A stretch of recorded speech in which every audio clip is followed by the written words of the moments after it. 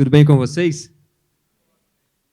Para quem não me conhece, meu nome é Chiquinho. Meu nome não, né? Apelido. Meu nome é Francisco, mas me chamam de Chiquinho.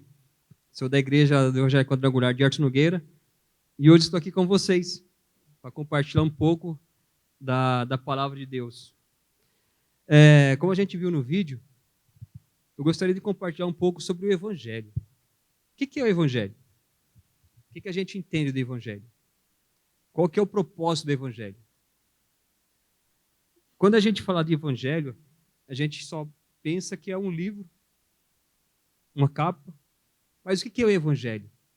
O que é isso na nossa vida? O que é isso na vida das pessoas? O que isso tem feito na minha vida e na vida das pessoas lá fora? Qual é o poder do Evangelho? A gente vai meditar um pouco sobre esse tema e tem alguns aspectos importantes que eu preciso passar para vocês, que a gente vai compartilhar. Antes de falar, eu vou falar um breve testemunho de como o Evangelho me alcançou, né, de como que foi esse impacto do Evangelho na minha vida. Então, eu não era convertido, não era crente, vamos dizer assim, e o primeiro contato que eu tive com a Bíblia foi aquele Novo Testamento cinza. Alguém lembra? Aquele cinzinha. Então, eu e meu colega, um amigo meu, nós fizemos uma aposta. E quem vai ler a Bíblia mais rápido? Quem vai ler a Bíblia mais rápido, né? Foi isso que a gente determinou. Nessa leitura da Bíblia, eu comecei a ler aquele Novo Testamento, e em um determinado momento, no Novo Testamento ali que a gente estava lendo, eu me deparei com uma palavra. Eu não gostava de crente, mas eu me deparei com uma palavra que tocou muito no meu coração. E essa palavra falava assim: Deus corrige a quem Ele ama. E quando isso veio ao meu coração, eu não me sentia amado até aquele momento. Eu não me sentia amado pela minha família, pelos meus amigos, não me sentia. Quando eu li aquela palavra no Evangelho, aquilo tocou profundamente no meu coração. E sem saber, ali no meu quarto, fechado, eu comecei a chorar. Não sabia o que estava acontecendo. Nunca tinha ido na igreja, não tinha ido na igreja. Foi assim que começou a minha caminhada. E uma outra parte bem interessante do Evangelho, na palavra de Deus, a minha mãe, ela não gostava de crente assim como todos lá na minha família. Isso aí é uma outra história que depois a gente volta aqui para contar qualquer dia. Mas ninguém gostava de crente. E eu lendo a palavra de Deus, minha mãe, ela gostava muito de ir no forró. Alguém aqui já foi no forró? Então, ela gostava muito de ir no forró. E eu não gostava, eu sentia vergonha quando ela ia no forró. E em determinado momento, ali lendo a Bíblia no meu quarto fechado, eu me deparei assim com uma palavra: tudo aquilo que você pedir, crendo, você recebe. E quando eu li aquilo ali, eu falei: cara, isso não é possível. Isso aqui está na Bíblia. Deus está falando isso, que tudo que eu pedir vai acontecer. E da minha maneira, da minha forma, eu dobrei o meu joelho ali no pé da minha cama e falei: Deus, eu não quero mais que minha mãe vá no forró. Porque eu me sentia envergonhado, minha mãe no forró. É uma coisa de velho, né? Eu não gostava muito daquela parada lá. E ela ia. Todo sábado ela ia. E de repente, eu orei aquilo ali e passou um tempo, passou uns 15, 20 dias, eu tinha até esquecido a oração. E a gente estava tomando café em casa e minha mãe, ela chega do nada assim: eu não vou mais no forró. Cansei de ir no forró. Não quero ir mais no forró. E quando eu ouvi aquilo ali, na hora já lembrei: pô, eu orei. Não usei aquela expressão orar porque eu não conhecia, né? Mas eu falei, eu pedi para Deus isso. Então a gente vê o poder que é o Evangelho. Os irmãos vai ter uma dificuldade para me gravar aqui porque eu não consigo ficar muito tempo parado nesse lugar. Eu gosto de ficar andando. Né? Mas a gente vê o poder que é o Evangelho. O poder que é na palavra de Deus. A transformação que isso causa na vida da pessoa. Quando a gente fala de Evangelho, é preciso que a palavra Evangelho, ela vem do grego, que é Evangelios. E essa palavra, ela é boas novas. Significa boas novas de Deus para o homem, boas novas de Deus para mim e para você. Isso é o Evangelho. Agora, o que é essas boas novas de Deus para mim e para você? Por que Deus precisou dar uma boa notícia para mim e para você? Por que é necessário essa boa notícia para nós? Essa boa notícia que nos transforma, que nos muda. Por que é necessário essa transformação? Essa boa notícia? Para a gente entender um pouco isso, a gente precisa voltar um pouquinho na história. Lá em Gênesis, capítulo 1, versículo 26, que diz que Deus ele criou o homem do pó da terra, como nós sabemos. Ele formou, soprou nas suas narinas, deu fôlego de vida, nos trouxe à existência, e Deus tinha uma caminhada com o homem. Todo momento Deus estava com o homem, tinha um relacionamento, tinha uma intimidade com o homem, tinha uma relação com o homem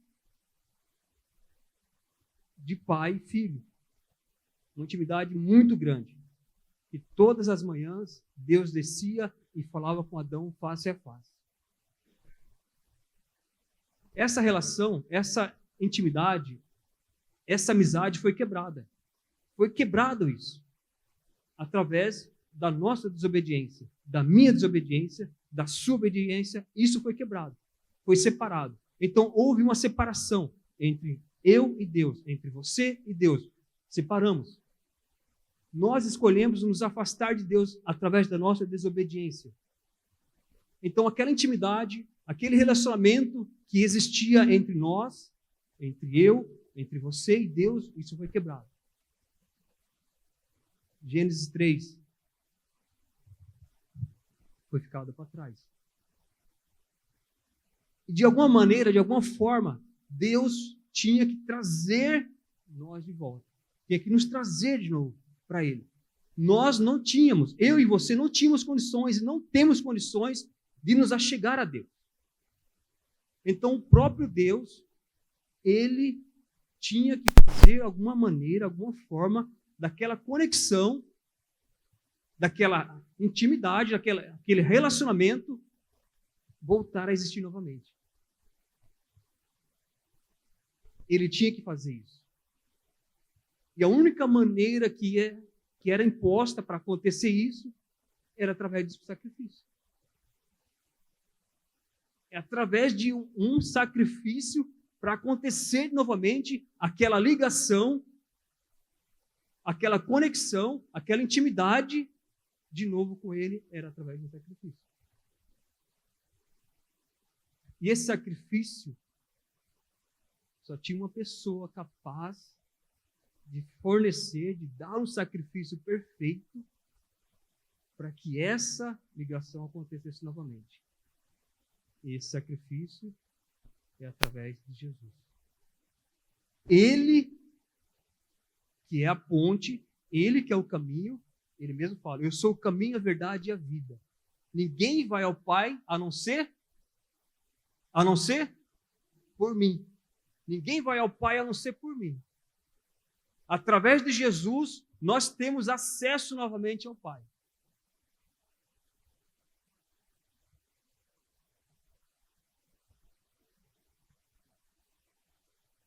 Não está indo aqui, Jorge? Eu não liguei. Eu não liguei. Agora foi. Então, através desse sacrifício, nós temos novamente acesso ao Pai. Através de Jesus. E o Evangelho, ele vem nos apresentar, ele vem nos moldar a um caráter, a uma transformação dentro daquilo que Deus espera de cada um de nós. Nós vemos aqui, em Romanos, capítulo 1, 16, diz assim, não me envergonho do Evangelho. Não me envergonho do Evangelho, pois é poder de Deus para a salvação de todo aquele que crê, primeiro do judeu e depois do grego. Então, quando o apóstolo Paulo escreveu essa parte, não me envergonho do Evangelho, nós já sabemos o que é Evangelho. Agora, por que Paulo está falando que ele não se envergonha do Evangelho? Quem que é o apóstolo Paulo? Quem foi o apóstolo Paulo para ele dizer essas palavras, que não se envergonha do evangelho? O que ele fez? Qual a sua trajetória, a sua vida, a sua caminhada?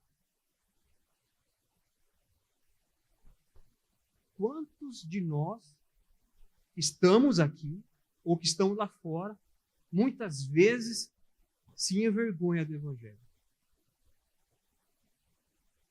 Quantos de nós nos envergonhamos daquilo que Jesus fez por nós? Do sacrifício que ele fez por nós. Então o apóstolo Paulo aqui, ele é bem categórico, ele fala, eu não me envergonho. Então vamos ver um pouquinho qual é a história do apóstolo Paulo. O apóstolo Paulo foi um perseguidor da igreja. Foi um cara que ele perseguiu os crentes. Ele sabia que alguém tinha se convertido, ele sabia que tinha um grupo de pessoas reunidos ali, ele ia lá e queria destruir aquele povo. Ele queria matar. De qualquer forma, ele queria destruir aquelas pessoas. Aonde ele ouvia falar que tinha um cristão pregando o evangelho, ele ia lá e queria destruir aquelas pessoas. Tanto que ele estava ao lado das pessoas que iam matar Estevão. Ele cuidava das roupas das pessoas que estavam apedrejando Estevão. Ele estava do lado. Ele fazia de tudo para destruir o evangelho. E um certo dia, como vocês sabem, ele estava indo para Damasco para fazer uma dessas lutas também contra o evangelho, e ele caiu. Chegou uma grande luz, Deus começou a falar com ele, Paulo, Paulo, Saulo, Saulo, por que você me persegue? Duro é recalcitar-te contra os grilhões. E ele cai do cavalo, fica um tempo cego, vai lá com Ananias, fica um tempo lá. Naquele momento, já começa a ter uma transformação na vida dele. Naquele momento ele já começa. E depois ele começa nas suas viagens de pregações. Ele começa na sua viagem de pregação e cada coisa que ele passa, cada situação que ele viveu, ele já correu risco de vida, ele já correu risco de morrer afogado, serpentes já morderam eles, já foi espancado nas praças. Aí ele chega nesse ponto. De tudo que ele passou, ele chega no ponto e fala, eu não me envergonho do evangelho. Eu não tenho vergonha do evangelho. Depois de tudo que passou, de tudo que ele fez, de tudo que ele viveu, ele chega nesse ponto e diz, não me envergonho do evangelho, porque é poder. A gente vai ver cada uma dessas situações. Né? Vergonha, poder, crer, salvação. Mas o que a gente quer chamar a atenção é por que ele falou isso. Não se envergonhe. Quantos aqui já sentiram vergonha? Todo mundo, né? É que se eu fosse branco, vocês iam ver como que ia estar vermelho aqui em cima. Eu não sou branco, então eu posso ficar roxo. Mas todo mundo aqui já sentiu algum tipo de vergonha. Sente aquela vergonha alheia, não é? Sente vergonha por passar por alguma situação, algum constrangimento. E às vezes isso não é fácil, passar por vergonha. E ele está sendo bem claro, não me envergonhe do evangelho. Então, quando a gente entende o que é o evangelho, o poder que isso tem na nossa vida, o poder de transformação que isso causa na vida, o que foi pago, o que foi feito. Porque a salvação que você tem hoje, que eu tenho hoje, essa salvação foi nos dada de graça. Foi nos fornecido gratuitamente. Você não precisou fazer nada pela sua salvação. Você não precisou mover um dedo pela sua salvação. Mas alguém teve que pagar o preço pela sua salvação. Alguém teve que se dispor para nos livrar da condenação eterna. Alguém teve que ir lá no nosso lugar. O lugar era meu, a cruz era minha. Mas alguém teve que ir lá se pôr no meu lugar. E quando a gente entende o que foi esse sacrifício, o que Jesus fez, o sacrifício que ele fez por nós, a gente chega ao ponto em que Paulo chegou. Eu também não me envergonho do Evangelho. Eu também não me envergonho do que Jesus fez por mim. Eu também não me envergonho daquilo que ele conquistou lá na cruz por mim. Eu também não me envergonho.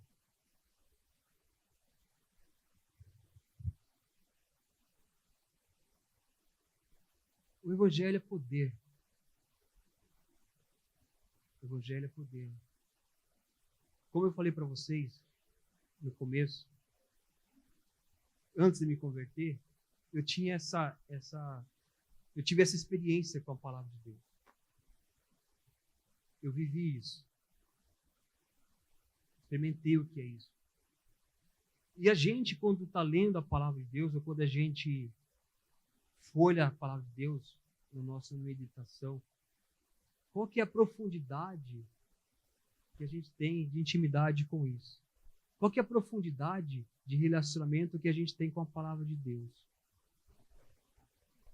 Porque isso daqui não é apenas um livro qualquer. Isso daqui não é apenas um livro qualquer que a gente traz de vez em quando na igreja, que a gente lê em casa. Esse livro teve o poder de salvar a sua vida. Pelas palavras desse livro, mudou a sua vida.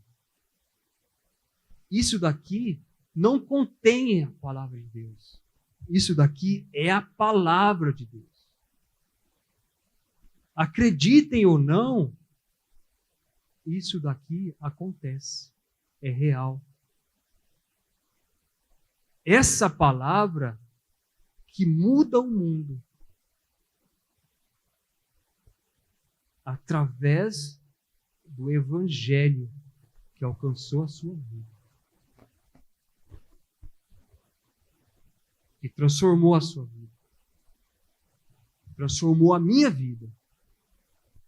Estamos aqui porque um dia ouvimos a respeito do Evangelho. Estamos aqui porque um dia alguém falou do Evangelho para nós. Entendam o poder que há no Evangelho de Deus. Entenda o poder que contém nesse livro. Pessoas zombam disso aqui, chutam, rasgam. É um dos livros mais perseguidos que tem. Por aí você já entende que não é um livro qualquer. Você não vê ninguém falando mal do livro de Paulo Coelho, Chechenoê, muitos outros aí. Mas desse você ouve. Tentam de tudo quanto é forma e maneiras mudar esse livro. Alguma coisa tem de errado. Se querem mudar, por que querem mudar? Agora, por que nós que nos dizemos ou falamos que somos filhos de Deus, não ouvimos a voz do nosso Pai quando Ele fala através do seu livro? Eu tenho uma filha, ela está aqui, ó. Dá um tchauzinho aí. Essa é minha filha. Eu sou pai dela. Ela é minha filha, eu sou pai dela, né? Lógico, né? Mas, quando eu falar alguma coisa para ela, vocês viram que eu mandei ela levantar a mão, ela levantou a mão, né? Quando eu falo algo para ela, a tendência é ouvir. Quantos aqui são pais? Uma boa parte, né? Quando você fala com seu filho, o que você espera que ele faça? Oi? Que ele obedeça. O que a gente espera é que ele obedeça o que nós estamos falando. Não é isso? Então, quando Deus fala conosco, a única coisa que Ele espera que nós façamos é obedecer. É simplesmente isso. Obedeça. Eu não estou entendendo. Você não precisa entender. Só tem que obedecer. Só tem que obedecer. Agora imagine Abraão. Imagine Abraão, o pai da fé. Abraão é tido como o pai da fé. Por que Abraão é tido como o pai da fé? O que levou Abraão a ser considerado o pai da fé? Em determinado momento, Deus chegou para Abraão e ele falou assim: Abraão, sai da tua parentela, sai da tua terra e vai para a terra que eu vou te mostrar. Deixa tudo que você tem e vai para o lugar que eu vou te mostrar. Abraão não questionou. Deus, vai para onde? Quando que vai ser isso? Como que vai ser? A Bíblia fala que ele pegou as suas coisas. A única coisa que ele fez de errado foi levar o sobrinho dele. Mas a Bíblia fala que ele pegou as suas coisas, as suas mochilinhas e foi embora. Vazou no mundo. Sem questionar ninguém, sem questionar Deus, e foi embora. E nessa caminhada, muitas coisas aconteceram com ele. Muitas coisas. Mas em momento algum, ele parou para questionar Deus. Ele apenas seguiu o que Deus estava falando. Agora imagine se Deus falasse com Abraão e ele, Deus, não dá para mim ir agora não. Não pode ser o ano que vem, não pode ser o mês que vem. No momento que Deus falou com ele, ele pegou as suas coisas e foi embora.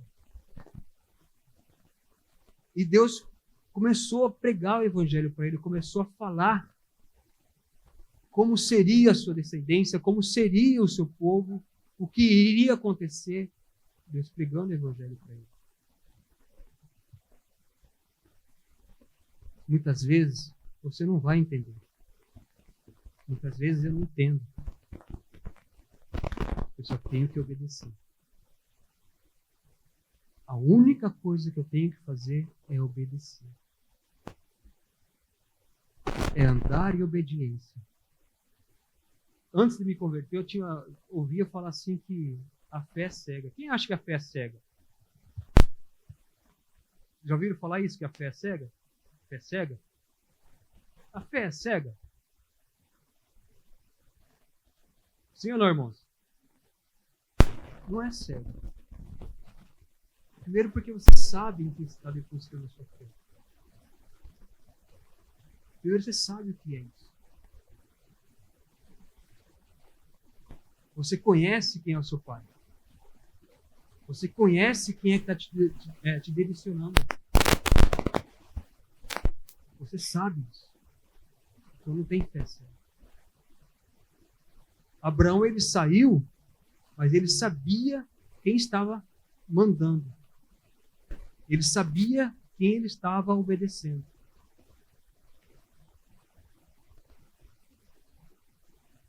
Quando Paulo ele falou sobre isso, ele estava do evangelho da vergonha, né? Não me envergonho do evangelho. Ele estava tendo essas experiências. Ele estava pensando em tudo isso. Cara, por que eu já vivi todas essas coisas, passei por tudo isso? A Bíblia nos ensina sobre isso.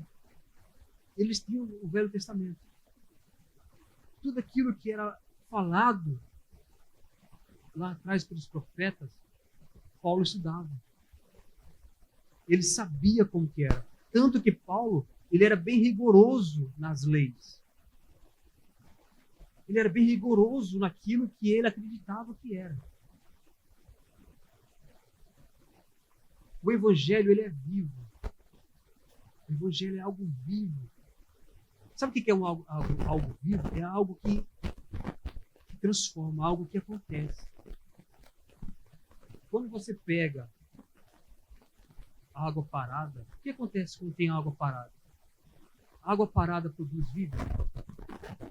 Não. Se você tiver com um monte de água parada, aquela água parada ali vai produzir muitos micróbios, vai produzir dengue, um monte de coisas, porque a água está parada. Agora, a água corrente, e até o ele fala, rios de água viva, não é isso? Água viva, o evangelho é vivo, ele acontece, ele funciona, ele não para. O evangelho, ele vai continuamente, ele vai jorrando, vai jorrando. Rios de águas fluirão. Rios de águas fluirão de nós. Porque o evangelho é vivo.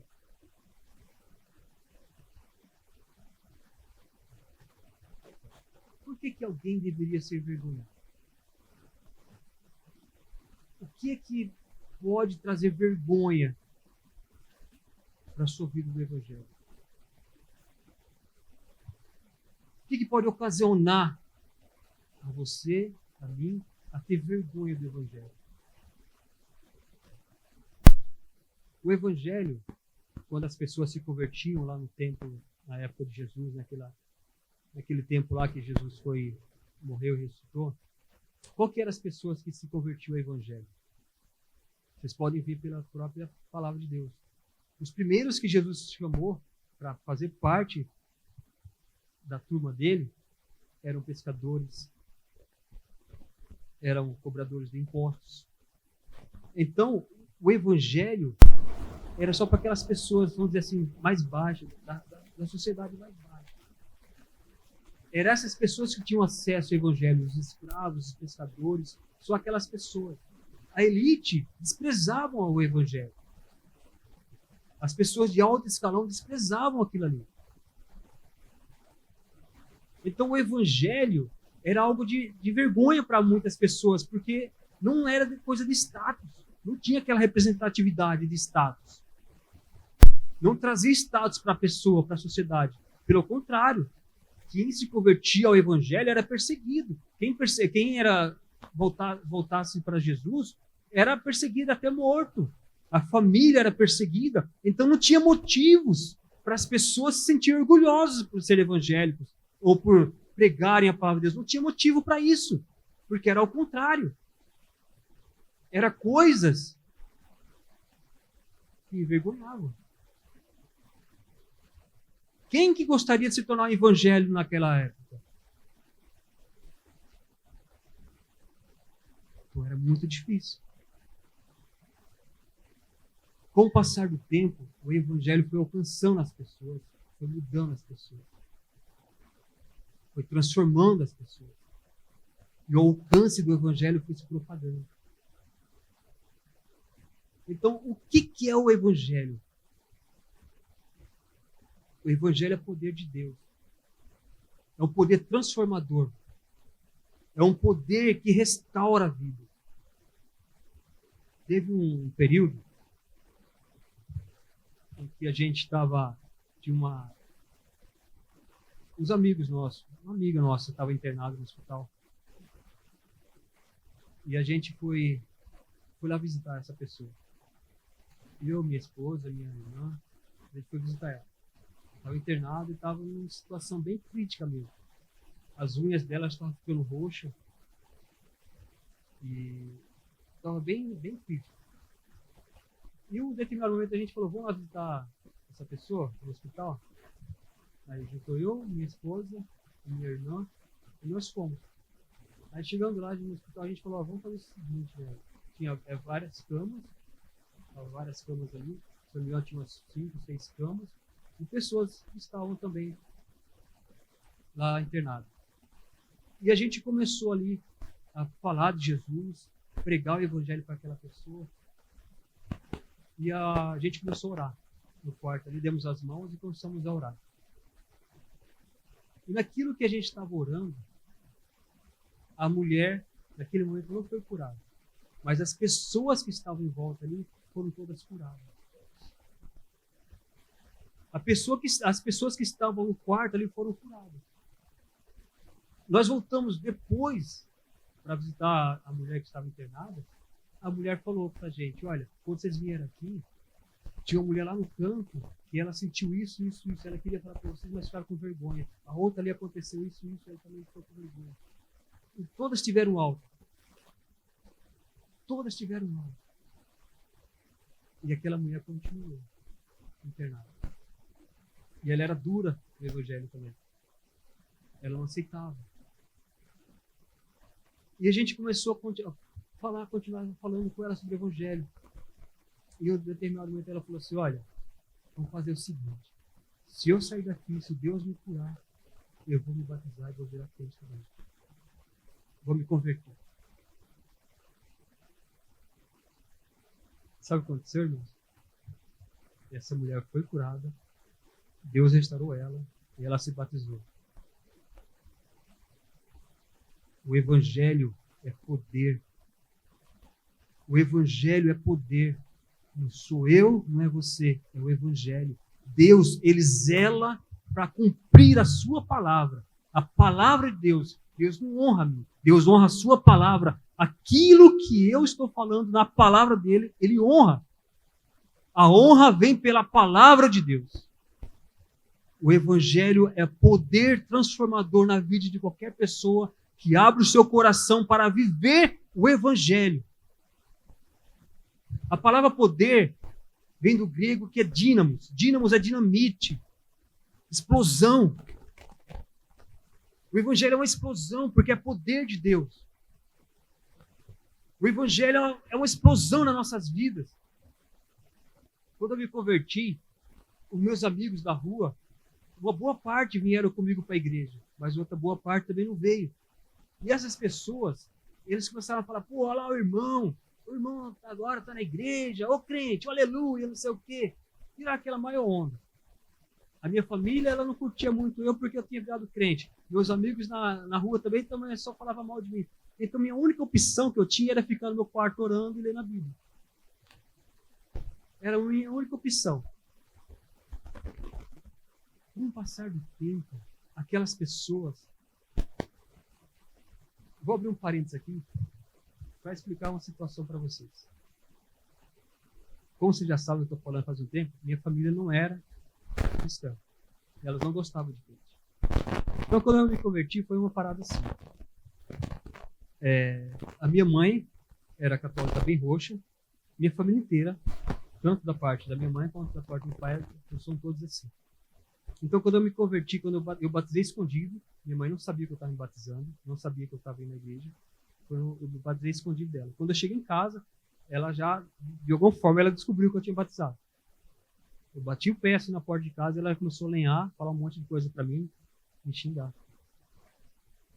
Aí ela começou a falar para meus tios, para meus avós, que eu tinha virado crente. Ah, Francisquinha, ela me chamava Francisquinha. Francisquinha agora está crente, virou crente, está indo na igreja de crente, não sei o quê. Beleza. E um certo dia, a minha mãe, como ela era muito católica, ela sentia muita dor na cabeça. E ela amarrava arruda. Quem conhece arruda? Ela amarrava galhos de arruda na cabeça assim, com um pano. Meu, aquele negócio fede, não é? Quem conhece sabe. Aquele negócio fede pra caramba arruda. Eu só de sentir o cheiro, eu sentia dor de cabeça. Imagina ela que estava com o negócio amarrado na cabeça. Né? E ela ficava aquele negócio, aquela dor de cabeça. Eu falei assim para ela, mãe, a senhora está com dor de cabeça? Eu estou. Eu posso orar pela senhora? Eu era novo convertido. Posso orar pela senhora? Ela falou, pode. E eu nem sabia orar. Eu falei, Deus, cura minha mãe. Tira a dor de cabeça dela. Aí eu orei assim, beleza. Aí depois eu fiquei, né, estava naquela caminhada ainda, eu falava para pergunta ou não pergunta se passou. Aí daqui a pouco eu vi ela tirando o pano com aquele monte de folha da ruda. Ela tirou, deve ter passado, né? Se ela está tirando, acho que passou. Ela tirou, aí eu falei, mãe, tá com dor de cabeça ainda? Eu falei, não, passou. Meu Deus. Não, mas segura, vê só. Aí o que aconteceu? Para aquele pessoal que ela falava, os meus tios, meus avós, que ela ligava para virou crente, não sei o quê. Um dia, a minha tia foi visitar a gente. Essa mesma tia que ela ligou falando, foi visitar a gente em casa. E ela chegou lá, elas são da terrinha, né? Aí a minha tia chegou em casa. Eu tô pegando espinhaço, aqui no espinhaço. Aí minha mãe falou assim, do nada, ó, pede para o Francisquinho, ele ora por você e isso vai passar. Ah, irmão. Aí quando ela falou isso, eu já comecei a tremer. Eu falei, mais uma? Mais uma, né? Eu orei por ela, agora ela estava falando mais uma para me orar. Aí minha tia olhou para mim, falou, você pode orar? Eu falei, posso. Vou recusar? Eu falei, posso. Aí eu fui lá e orei pela minha tia. Não precisa falar o que aconteceu, né? Ela foi curada. E assim o evangelho foi passando para a minha família inteira. O evangelho foi alcançando a minha família. Desta maneira, minha família foi sendo transformada. Foi sendo mudada pelo poder do evangelho. Pelo poder que há no evangelho. O evangelho, ele é vivo. A palavra de Deus, ela é viva e eficaz. Ela é uma palavra transformadora. Aquelas pessoas que olhavam e desprezavam, hoje ela olha diferente, porque vivemos aquilo que cremos, que é o Evangelho do Senhor Jesus. O Evangelho. Quando a gente escolhe viver, quando a gente escolhe viver esse poder transformador do Evangelho. Olha só o que está escrito lá em 1 Coríntios 1,18. Pois a mensagem da cruz é loucura para os que estão perecendo, mas para nós que estamos sendo salvos é poder de Deus. 1 Coríntios 1,18. A mensagem da cruz é loucura. Aquilo que você fala lá fora é considerado como loucura. Mas para nós que estamos vivendo, é poder de Deus para a nossa salvação. É poder de Deus. Lá em Tiago, fala o seguinte: não sejam somente ouvintes, mas sejam praticantes da palavra de Deus. Se o poder de Deus, se o evangelho é poder de Deus, então por que eu não pratico?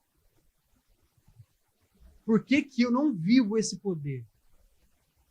Era isso que Paulo estava falando, não ter vergonha. Por que tem muitos aí que não vivem o evangelho que é para viver? Não ser somente ouvinte. Temos que ser praticante da palavra de Deus. Praticar o evangelho, praticar esse poder nas nossas vidas. Isso é a diferença. Porque é legal nós estarmos aqui sentados, aqui na igreja, ouvindo. Você acordou cedo, veio para cá. Talvez todos os domingos estejam aqui, muitos não vieram, têm os seus compromissos. Mas qual que é a mudança que isso faz na minha vida e na sua? Qual que é a mudança, a transformação que isso está tendo na minha vida e na sua?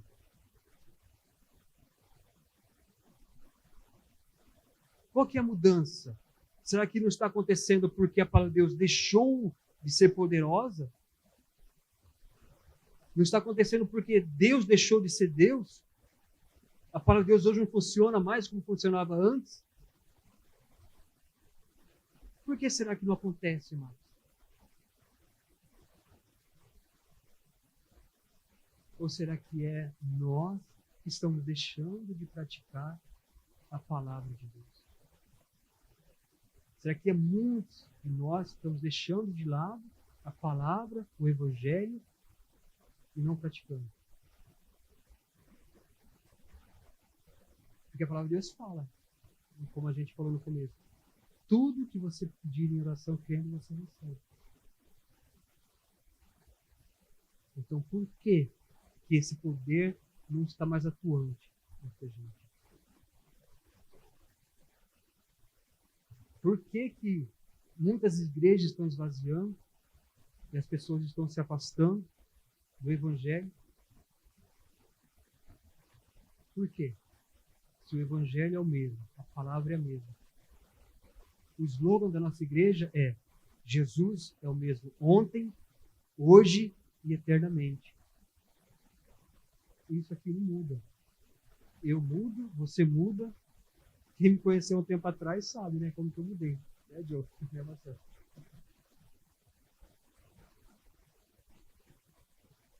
Isso aqui muda. Isso aqui não muda. Nós mudamos. O evangelho de Deus não muda. O evangelho da salvação não muda. O evangelho ele é poderoso para alcançar. Poderoso para transformar. É poderoso para salvar. Poder para salvar.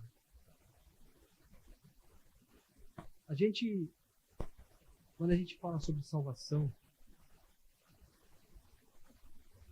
o que a gente imagina sobre salvação? Como a gente falou no começo, lá do sacrifício que Deus fez por nós. Você já parou para pensar? Quando a gente lê na palavra de Deus, aquilo que Jesus passou, a sua caminhada, eu vou um breve relato aqui, só para a gente poder conceitualizar aqui um pouco mais. As horas que antecedem a crucificação. Alguns momentos antes da crucificação de Jesus. Momentos antes da crucificação de Jesus, o que ele estava fazendo? Ele estava com os seus discípulos, estamos todos reunidos. Jesus vai para o Getsêmani, ele estava lá orando, ele começa a suar gotas de sangue, ele quer que alguém esteja do lado dele para compartilhar daquela aflição que ele estava tendo ali. E ele começa a suar gotas de sangue. Aí chega Judas, ele dá um beijo em Jesus, chegam os soldados, prendem Jesus e levam ele para Pilatos.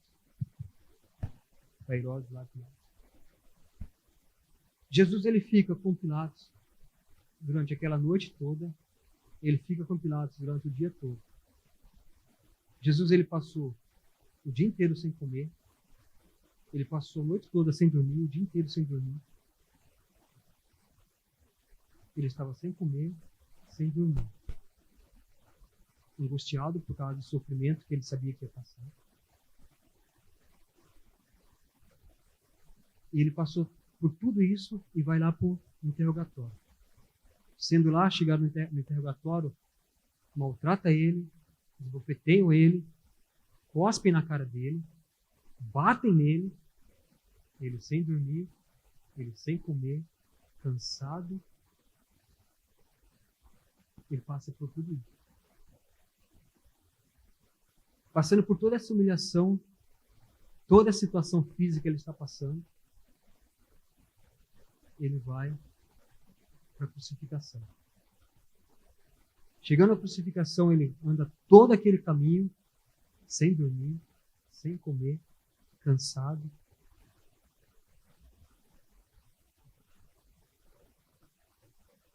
E é toda aquela história que a gente já sabe o que aconteceu com ele.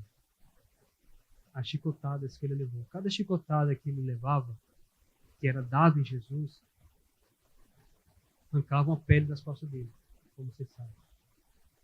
Era tirado as peles das costas dele. Então, quando a gente lê isso aqui no Evangelho, ou quando a gente ouve alguém falar, a gente às vezes não tem noção do que era, porque a gente não estava lá. Eu não estava lá. Vocês não estavam lá. Nenhum de nós estávamos lá. Então, a gente teve uma breve noção disso aí quando passou o filme A Paixão de Cristo. A gente conseguiu ter um vislumbre de como que era, como que foi. Mas foi bem pior. Bem pior. Agora, quando a gente olha para a nossa própria vida, quando eu olho para dentro de mim, quando eu olho para a minha vida e vejo o que ele fez por mim, eu paro e penso assim, como que uma pessoa se dispôs a descer do céu, uma pessoa que Ele negou o que ele era. Ele negou a sua essência de Deus. Ele deixou de ser Deus, não deixou de ser Deus, mas ele negou a sua essência de ser Deus aqui na Terra para ser uma pessoa como eu e você, para passar as mesmas coisas que eu e você passamos. Lá no céu ele tinha de tudo e ele escolheu vir aqui na Terra com um único objetivo: nos dar paz com Deus, que nós éramos inimigos dele. Todos nós éramos inimigos de Deus, nos tornamos inimigos de Deus. Ele veio para nos ligar novamente com Ele mesmo, e passou todo esse sofrimento. Com o único objetivo de nos dar a salvação, porque a condenação já era certa para mim e para você. A condenação já era certa para mim e para você. Não tínhamos mais o que fazer. Os sacrifícios de animais não podiam nos salvar. A Bíblia fala: aquele que crer e for batizado será salvo. Quem não crê já está condenado. Por que fala isso? Por causa da justiça. Deus, como fala em São João, deu seu único filho para morrer por nós pecadores. Deus enviou seu único filho para morrer por nós. Agora, qual que é o preço da salvação para mim e para você? Zero. Zero. Mas para ele foi um alto preço. Então ele fala assim: eu sei que foi pago um alto preço para que contigo eu fosse meu irmão. Conhece?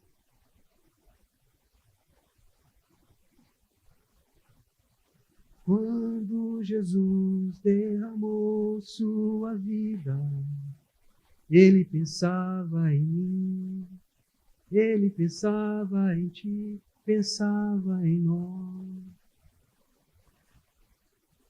Quando Jesus estava lá na cruz, o seu sacrifício foi para nos salvar de um tormento eterno que não tínhamos condições de nos livrar. Não tínhamos condições de nos salvar. A salvação, ela nos veio de graça. Nos ofereceu de graça. E tem um parênteses que fala assim, tá? Um parênteses, né? Aquilo que é dado de graça tem valor? É dado valor aquilo que é de graça? A gente valoriza o que é de graça? Muitos não valorizam o que é de graça. Muitos não valorizam aquilo que foi dado de graça para a pessoa. Mas quando a gente paga algo, você valoriza. Porque você sabe o quanto custou aquilo ali.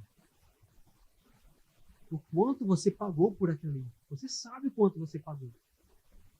Se você me der um presente, eu não sei quanto você pagou. Então eu não vou, me deu um presente, legal. Às vezes você paga R$50, às vezes você paga R$500. Mas eu não sei o quanto você pagou naquele presente que você me deu. Então eu posso valorizar ou não. Mas quando a gente vai lá, tira do nosso bolso e compra,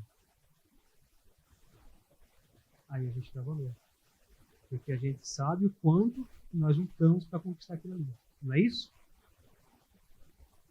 Agora, quando é outra pessoa fazendo, o valor já diminui. Jesus, ele sabe o preço que ele pagou por mim e por você. O preço de sangue. Um preço de sangue, um preço alto. Alto valor foi dado. Então, quando eu olho para dentro de mim, eu falo assim, cara, será que eu tenho tanto valor assim? Todo momento estou pecando, todo momento estou errando, todo momento estou fazendo coisa errada que me afasta de Deus. E Deus mesmo assim continua me amando. Eu dobro meus joelhos, peço perdão, Ele continua me perdoando. Será que eu mereço tanto amor? Será que eu merecia todo esse sacrifício? Será que você merecia todo esse sacrifício que foi feito para nos salvar?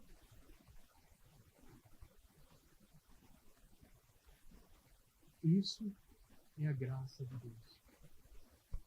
É um favor imerecido.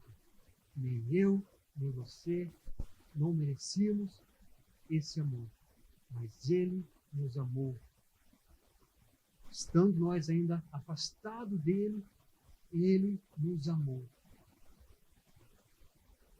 Nos nossos pecados, nos nossos erros, no lamaçal do pecado, Deus nos amou. Isso me faz lembrar da passagem daquela mulher adúltera que foi pega em adultério. Jesus não perguntou para ela o que aconteceu, por que você está aqui, o que você fez, o que você deixou de fazer. Ela virou assim para a pessoa e falou assim, olha, cadê os teus acusadores? Foram todos embora. Alguém está te acusando? Não. Então eu também não vou te acusar. E ele falou para a mulher, vai embora. Pode ir. Mas antes ele deixa um recado para ela. Vá e não peque. A salvação faz parte do arrependimento, o arrependimento faz parte da salvação. Nós temos que nos arrepender dos nossos pecados, nos voltarmos de novo para Deus. Voltar os nossos corações novamente para Ele. Buscar novamente a sua face. Porque o acesso já foi nos dado. O acesso ao Pai já foi nos dado através do seu Filho, Jesus Cristo. Então, eu e você, através desse sacrifício, nós temos acesso a Deus hoje. A partir do momento que você dobrar os joelhos, a partir do momento que você olhar para cima, que você falar com Deus, Ele já vai estar te ouvindo, porque você tem acesso a Ele. Nós temos total acesso a Deus. A Bíblia fala que o coração contrito, Deus não rejeita. O coração arrependido, Deus não rejeita. A salvação está a todos, é para todos. Poder para salvar. Poder para salvar, às vezes, de nós mesmos. O apóstolo Paulo ele fala assim, olha, o bem que eu quero fazer, esse eu não faço. Mas o mal que eu não quero fazer, esse eu faço todos os dias. É uma luta constante que nós temos na nossa mente. Uma luta constante que nós temos dentro de nós mesmos. Entre fazer o bem e o mal. Entre pecar e não pecar. Nós temos essa escolha.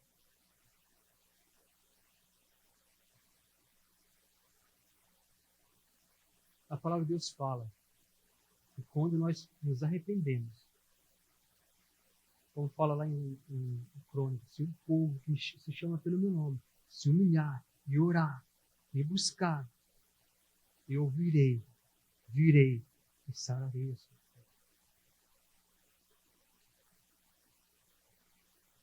A salvação nós temos. Veja, Efésios 4.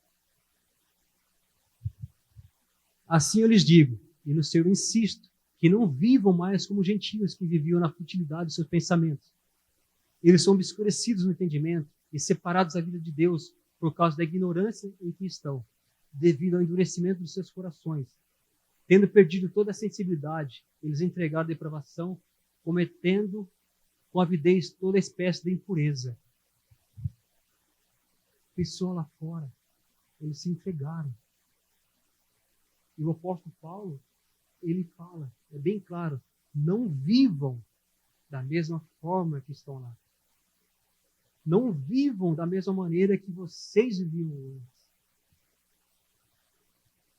Porque é fácil, irmãos. É muito fácil eu estar dentro da igreja, carregar uma Bíblia na mão, ouvir um cara falando em cima do púlpito e continuar vivendo e praticando as mesmas coisas que antes. É muito fácil isso. Que evangelho que é esse? Que evangelho que é esse que eu não vivo? Eu estou aqui ouvindo a palavra, eu estou aqui pregando o evangelho e não está vivendo ele. E não está com ele aqui dentro de mim. A palavra de Deus fala. A palavra de Deus está dentro de ti, está na tua boca e no teu coração. Não vivam, não ande como andavam antes, mas vivam o evangelho. Vivam a palavra de Deus. Nós temos que viver, eu tenho que viver a palavra de Deus.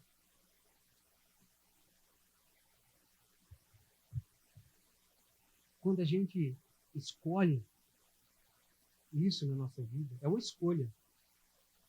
Em momento algum, dessa caminhada que a gente tem, em momento algum, eu nunca vi um anjo apontando uma espada assim, olha, Chiquinho, você vai ter que andar assim, assim, assim. Eu nunca ouvi falar, ninguém falar assim para mim, olha, cara, eu estava orando ali, mas um anjo veio com uma espada assim no meu pescoço e falou, todas essas coisas me são lícitas, não é? Mas nem tudo me convém, não é isso? Todas as coisas me são lícitas, mas nem tudo me convém. Eu posso fazer todas as coisas, mas eu escolho não fazer. Eu escolho não fazer por amor a Deus. Porque um dia Ele me salvou. Ele me alcançou. Amém, irmãos? 1 Coríntios, capítulo 15, versículo 1 em diante, fala assim, ó. Irmãos, quero lembrar-lhes o evangelho que me preguei, o qual vocês receberam e no qual estão firmes. 1 Coríntios 15, 1. A gente vai continuar lendo. Mas veja o que Paulo fala. O evangelho que é pregado, no qual estamos firmes. Então nós temos que estar firmes no evangelho, firmes na palavra de Deus, enraizados na palavra de Deus. Constantemente firmes. A palavra de Deus fala lá em Mateus uma história que é assim. Havia um homem que construiu a sua casa. Um construiu sua casa sobre a rocha e o outro construiu sua casa sobre a areia. Aí veio vento. Preste bem atenção nessa passagem. Um construiu na rocha e o outro na areia. As situações vêm para os dois. A mesma situação. O vento veio, a chuva veio, soprou nas duas casas, mas só uma permaneceu. Só uma ficou de pé. A que estava firmada na rocha. Quem é a sua rocha? Quem é a minha rocha? As situações vêm para todo mundo, irmãos. O desemprego vem para mim, o desemprego vem para você. A doença vem para mim, a doença vem para você, vem para todos. Mas só permanecem aqueles que estão firmes na rocha.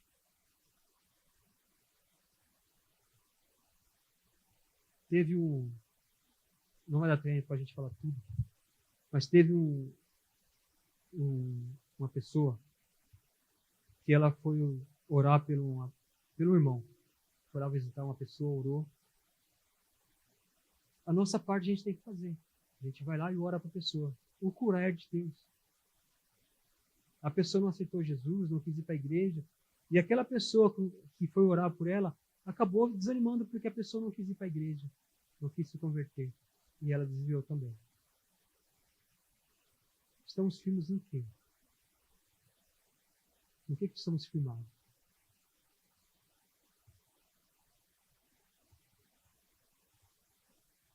É preciso crer no Evangelho. É preciso que eu creia no Evangelho. Crer é obedecer. Crer é você confiar. Crer é você acreditar.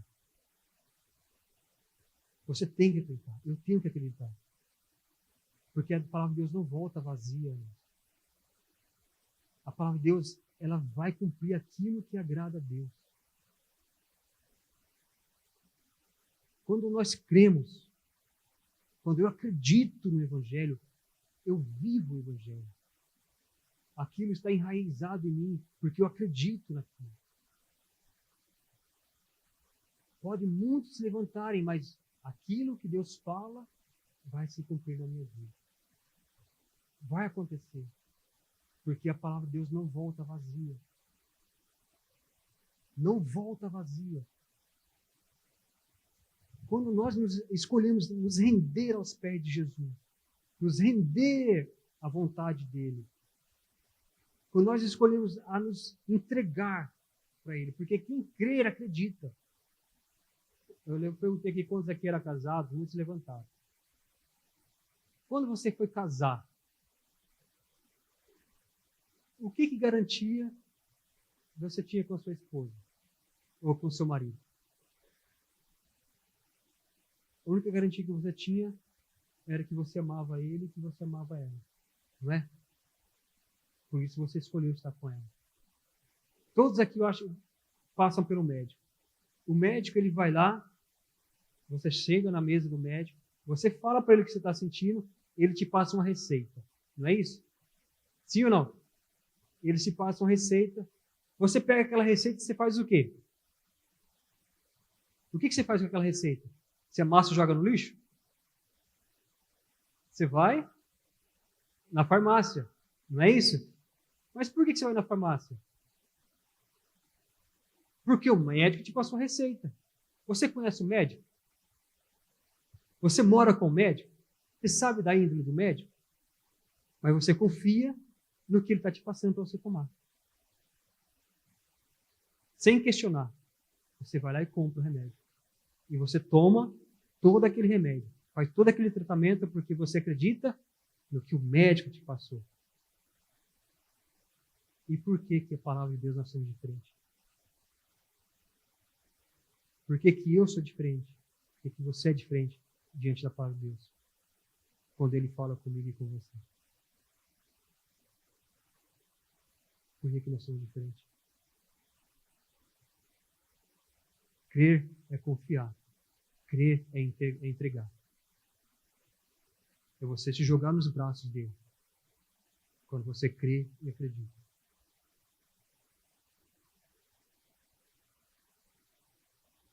Hebreus 4:12.